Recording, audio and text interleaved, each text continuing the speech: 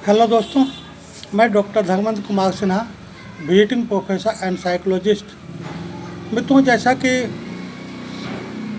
मैं कई किस्तों में विश्व साहित्य के चुनिंदा कहानियों को आप लोगों से शेयर कर रहा हूँ, उसी के तहत आज की मेरी कहानी है कनाडा के सर्वाधिक प्रतिष्ठित रचनाकार मार्गरेट एटवुड का सुप्रसिद्ध कहानी हैप्पी एंडिंग, सुखद अंत।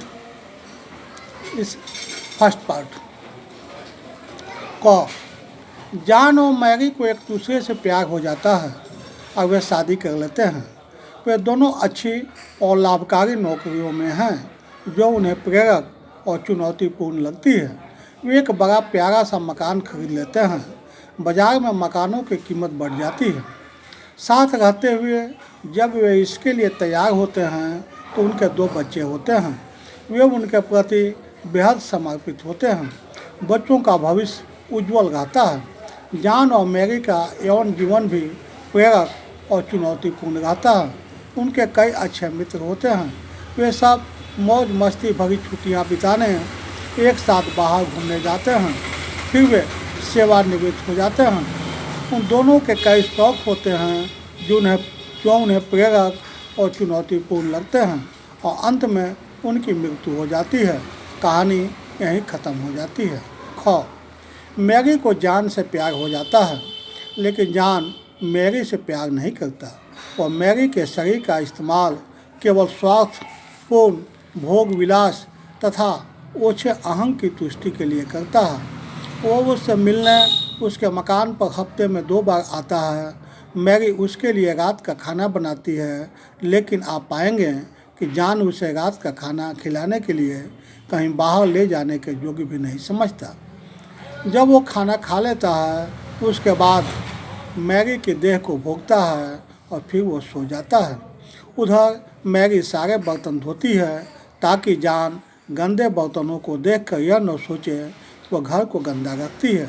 इसके बाद वो अपने होठों पर लिपस्टिक लगाती है ताकि जब जॉन उठे तो मैरी उसे सुंदर लगे। लेकिन जब जॉन जागता है तो मैरी की ओर देखता भी नहीं, बल्कि वो अपनी जुराब, अपनी निकर, अपना पतलून, अपनी कमीज, अपनी टाई और अपने जूते पहनने में व्यस्त हो जाता है। उसने इन चीज़ों को जिस क्रम में उतारा था उसके उल्टे क्रम में वह इन्हें पहनता जाता है। वह कभी मैरी के कपड़े नहीं उतारता, वह स्वयं इन्हें उतार लेती है। वह ऐसा अभिनय करती है जैसे वह यह सब करने के लिए बेताब हो।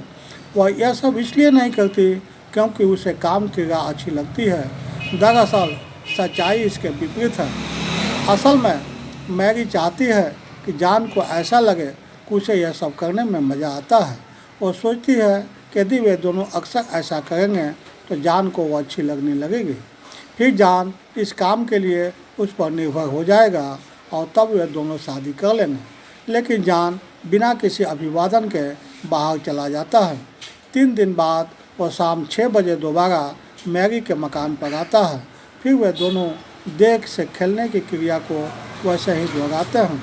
मैरी अवसादग्रस्त हो जाती है। रोने से उसके चेहरे का हुलिया बिगड़ जाता है। सभी यह बात जानते हैं। मैरी खुद भी यह जानती है, लेकिन वो रोती रहती है, चुप नहीं हो पाती। उसके दफ्तर में लोगों को यह बात पता चलती है।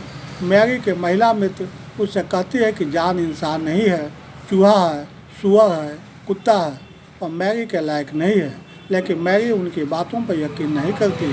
वो सोचती है कि जॉन के भीतर एक और जॉन है जो बहुत अच्छा है। यदि पहले वाले जॉन को जोर से दबाया गया तो दूसरा जॉन उसके भीतर से इस तरह बाहर आ जाएगा जैसे कुएं में से तितली बाहर आ जाती है। जैसे बक्से के बटन को दबाने पर उसमें से चमड़े का कोट पहने हुए सैनिक का खिलौना बाहर आ जाता है। जैसे आलू बुखारे में से गुठली बाहर आ जाती है। एक शाम जाम खाने के बेस्वाद होने के बारे में शिकायत करता है। इससे पहले उसने कभी खाने की आलोचना नहीं की। मैरी इससे आहत हो जाती है। मैरी के मित्र उसे बताते हैं कि उन्होंने जॉन को रेस्तरां में मैज नाम की किसी और युवती के साथ देखा है। मैज भी मैरी को आहत नहीं कर पाती। जो बात वाकई उसका दिल तोड़ देती है वह है रेस्तरां। जॉन मैरी को खाना खिलाने के लिए कभी किसी रेस्तरां में नहीं ले गया। मैरी बहुत सारी नींद की गोलियां और एस्प्रिन इकट्ठा करती है, फिर वह उन सारी गोलियों को आधी बोतल सफ़ेद शराब के साथ निगल जाती है। वह विस्की का सहारा नहीं लेती। आप इसी तथ्य से इस बात का अंदाज़ा लगा सकते हैं कि वह किस तरह की स्त्री थी। वह जॉन के लिए एक गुक्का छोड़ जाती है। वह उम्मीद करती है कि जॉन उसे इस हालत में देख लेगा और उसे समय रहते अस्पताल ले जाएगा। उसे लगता है कि जॉन बाद में अपने किए पर पछताएगा और फिर वे दोनों शादी कर लेंगे, किंतु ऐसा नहीं होता और मैरी की मौत हो जाती है। जॉन मैज से ब्याह कर लेता है, फिर हर चीज़ वैसे ही चलती है जैसे कि कॉम में दिखाया गया है।